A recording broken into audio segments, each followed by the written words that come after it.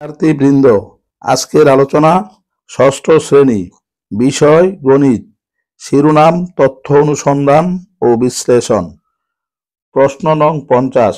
বাংলাদেশের ক্রিকেট টিমের কোনো এক খেলায় ওভার প্রতি রান নিচের সারণীতে দেওয়া হলো। তাহলে প্রথম ওভারে 8 রান, দ্বিতীয় ওভারে 10 রান, তৃতীয় ওভারে 6 রান, চতুর্থ ওভারে 5 রান, পঞ্চম ওভারে 0 রান, ষষ্ঠ ওভারে 8 রান, সপ্তম ওভারে 6 রান, অষ্টম ওভারে 4 রান, নবম ওভারে 7 রান, দশম ওভারে 10 রান। এখন উক্ত তথ্যের আলোকে রেখাচিত্রটি অঙ্কন করতে হবে। তাহলে মনে করি এক্স ও এক্স ড্যাশ এবং ওয়াই ও ওয়াই ড্যাশ অক্ষ দুটি পরস্পর ও বিন্দুতে ছেদ করে।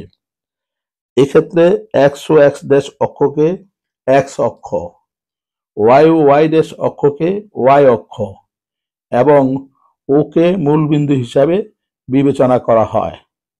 এখন এক্স অক্ষে প্রতি 5 গড় পর পর একটি বিন্দুকে ওভার এবং ওয়াই অক্ষে প্রতি 4 গড় পর পর একটি বিন্দুকে রান ধরে রেখাচিত্রটি অঙ্কন করা হয়। কাগজে এক্স ও এক্স ড্যাশ এবং ওয়াই ও ওয়াই ড্যাশ অক্ষ দুটি পরস্পর ও বিন্দুতে ছেদ করে।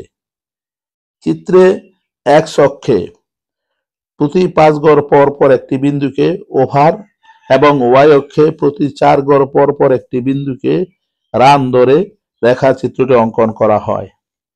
এখানে চিত্রে প্রথম ওভারে 8 রান, দ্বিতীয় ওভারে 10 রান, তৃতীয় ওভারে 6 রান, চতুর্থ ওভারে 5 রান, পঞ্চম ওভারে 0 রান, ষষ্ঠ ওভারে 8 রান, সপ্তম ওভারে 6 রান, অষ্টম ওভারে 4 রান, নবম ওভারে 7 রান, দশম ওভারে 10 রান।